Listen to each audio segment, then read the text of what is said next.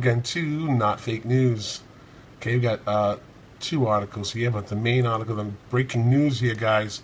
Election system shift in motion. House Bill 394 replaces Electoral College with popular vote.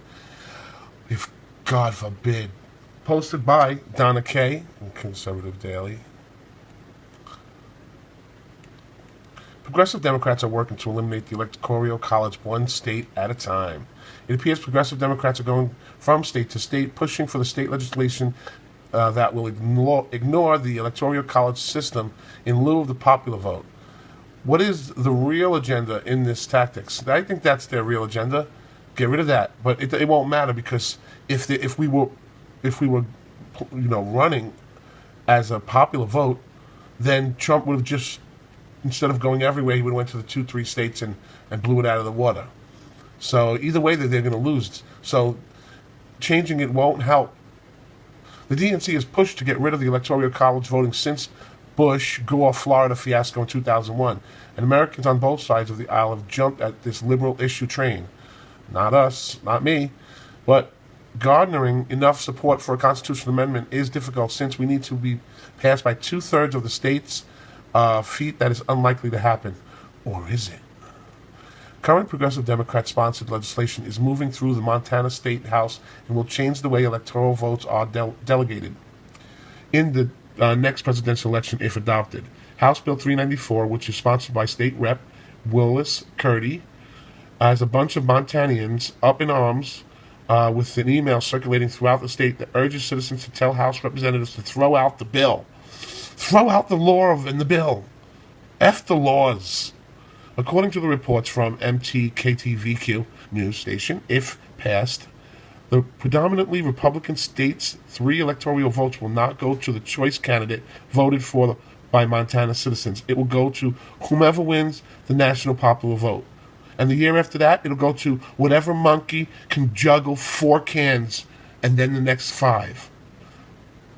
For instance, if there was a bill in place during the 2016 election, Hillary Clinton would have received Montana's 3 electoral votes, even though President Trump would have still won by nearly 60% of the vote.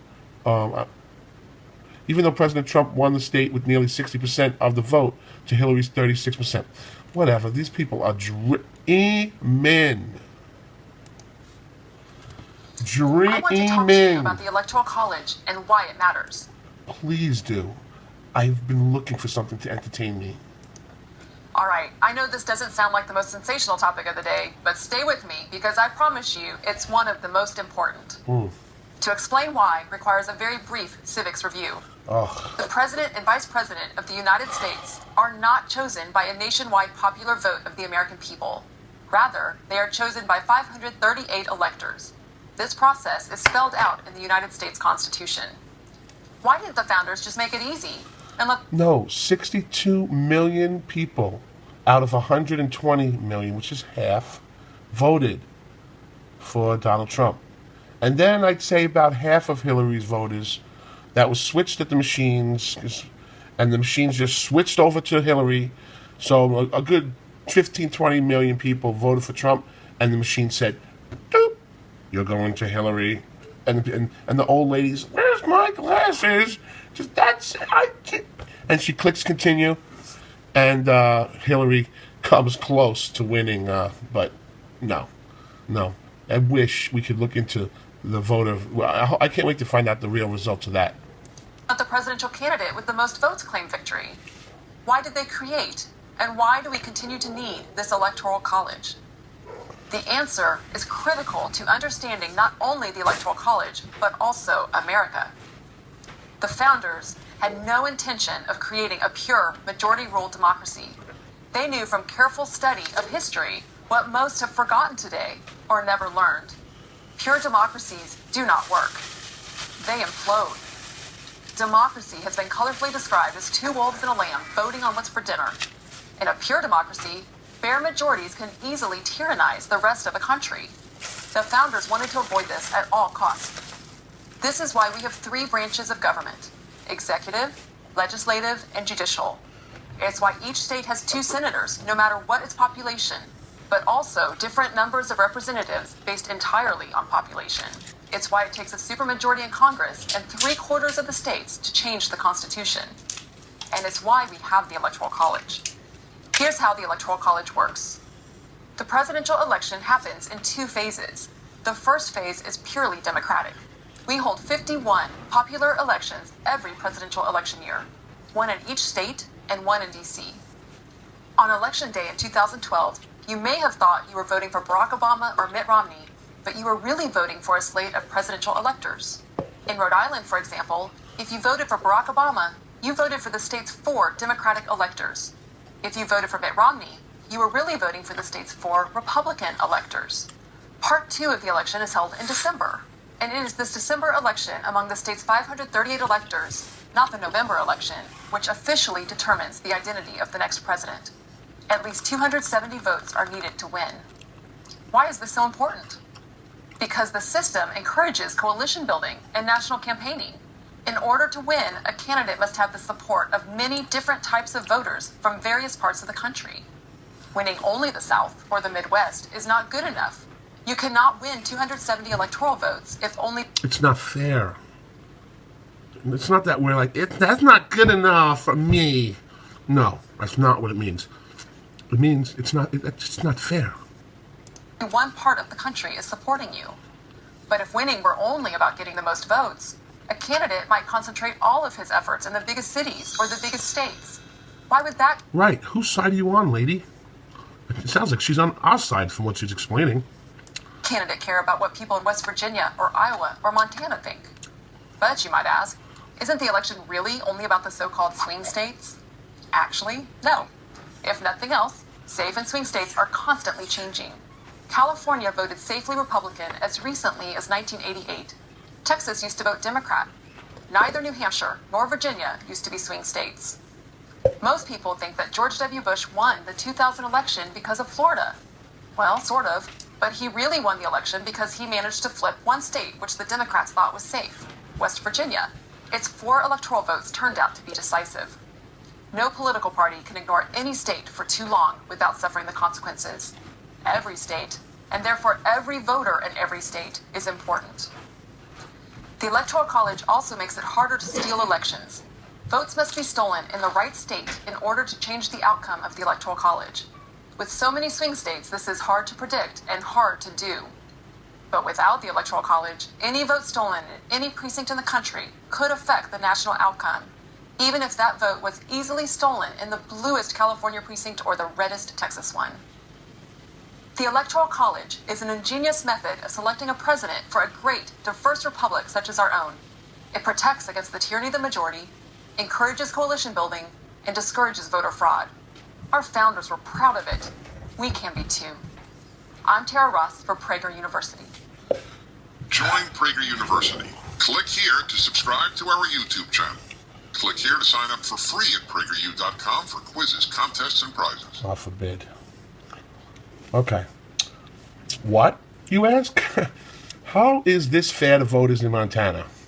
How is it fair for the majority of Montanans whose vote could be given to the candidates that lost in their state? How is this ethical to suppress the majority votes of thousands of people because of largely populated states like California and New York choose a different candidate? How is it such legislation even constitutional? And Montana is not the only state involved in this cherry picking by the DNC. 11 other states have already passed similar legislation. A very quiet movement is taking place to manipulate the Electoral College, and one mainstream media isn't reporting. But we are, and these guys are, and other states whose legislatures have chosen to ignore the Constitution are the District of Columbia, Hawaii, Illinois, Maryland, Massachusetts, New Jersey, Washington, Vermont, California, Rhode Island, and New York. God, can't believe these people. The states have already passed legislation similar to Montana's HB 3094 account for 165 of the nation's 538 electoral votes, reports KTQ TVQ's website, and with only 270 votes needed to capture the presidency, progressive liberals have already secured over half. Outside of Montana, all of these states are predominantly blue states and would vote for a Democrat anyway. So why would the DNCs cherry pick these particular states? Could it be that they're fearful of revolt like they saw in 2016 election when they lost shore states like Michigan, Wisconsin, and Pennsylvania to President Trump? Or are they slowly working their way through the states and setting up a future battle to amend the Constitution? Whatever the motives are, one thing is certain: progressive Democrats want to force their California liberalism ideas and agenda onto every state in the country, with no regard or respect for their citizens living in the state with their or their decisions on what is best. This is not this writer's theory, it's a fact. We demand wolves are federally protected. Liberals introduced wolves into Montana, and the wolf population is overtaking the state, threatening elk populations, and liberal activists protest the legal stage for the controlled hunt. Where did we go just now? Did we just veer off?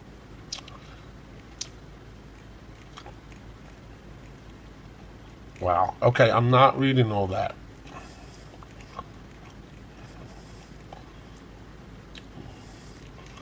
But you getting the point, right?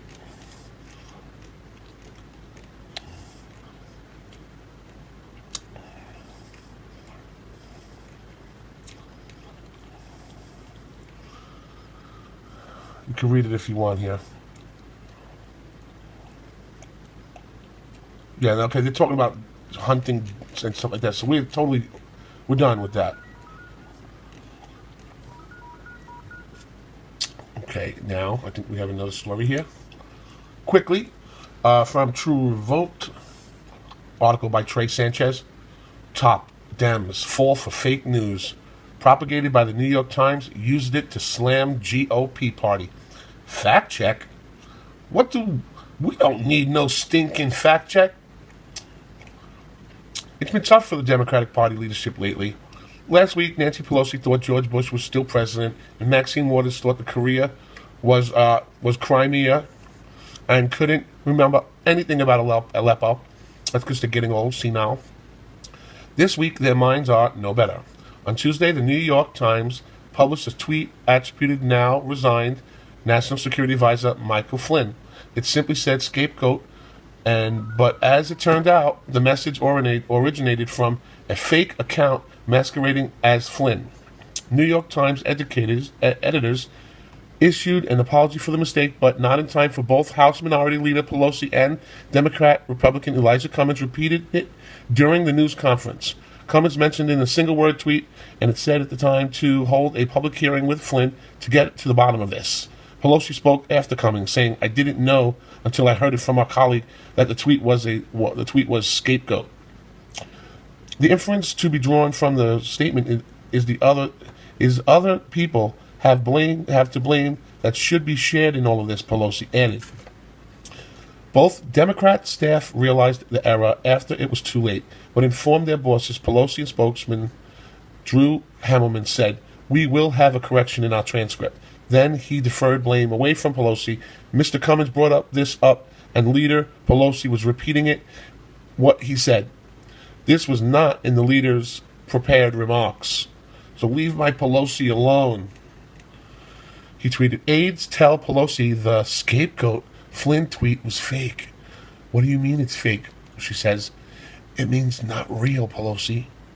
Flynn resigned over discussion sanctions with Russian ambassador during the White House transition.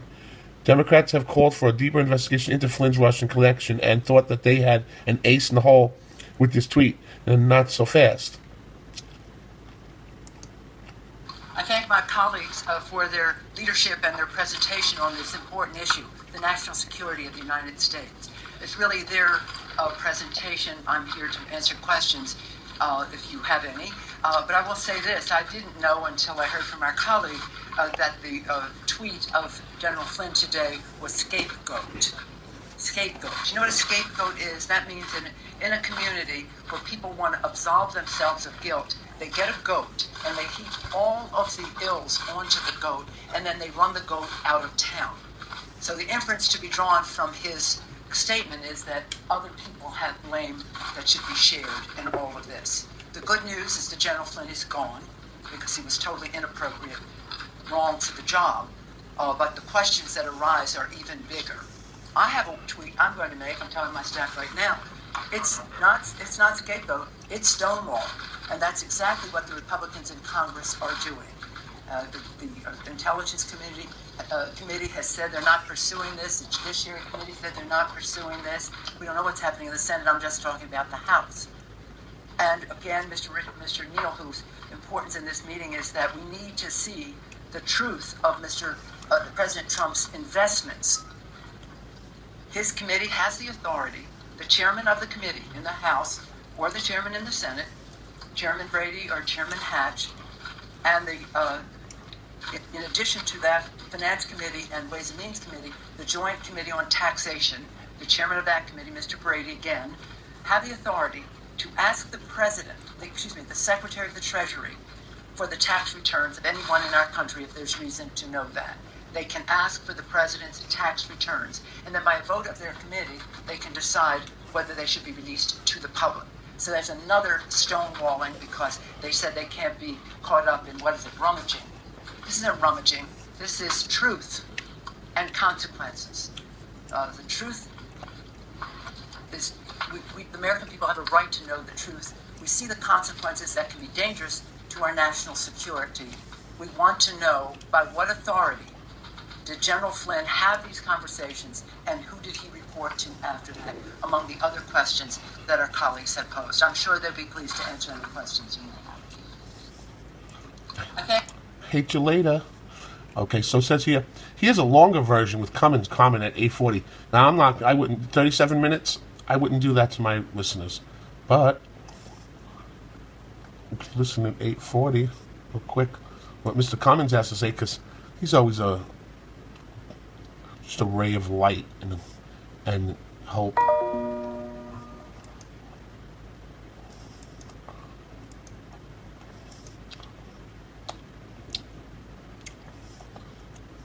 All right, come on, C-SPAN.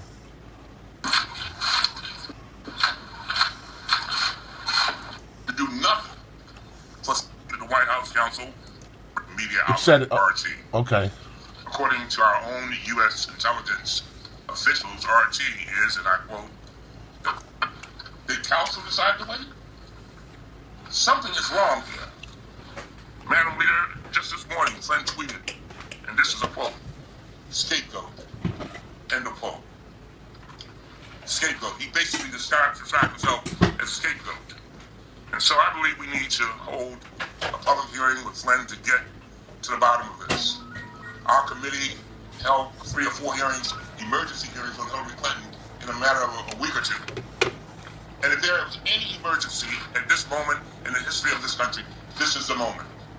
And so we need to get his security clearance documents. I want to see them. I want to see what he put in those documents to find out if he was honest on those forms. And we need to know how much he got paid to have dinner with Putin. But that is only the beginning. The press has asked us over and over again. I know they asked Mr. Schiff and asked the leader, does it end here? Should the things end here? No, they cannot end here. Ladies and gentlemen, we are in a fight for the soul of our democracy. The question is whether we will really understand that this is our watch. And let's be clear. Schiff said it quite eloquently. The Republicans need to join us. This is not a Democratic issue. This is not a Republican issue. It's not an independent issue. This is an American issue. I wish this guy would just pass away. Was that wrong to say? Him and her, the two of them, please, pass away. Look at that. That's the real him right there. Terrible people. Terrible people.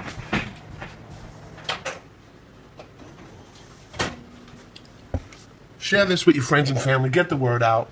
Make sure that they know, especially that first one about the Electoral College. We got to spread the word. Can't let that happen. That's a nightmare. Even though it's going to backfire on them. That is a nightmare. So comment below if you think these people are out of their minds. And if you like what we're doing here at Not Fake News, please like the video. You may not like these Pelosi. You may not like Cummings or what they're doing. You're not liking that. You're liking my video. And it keeps us going and it really helps us out. And I appreciate that. Thank you. And if you haven't subscribed to my channel, why?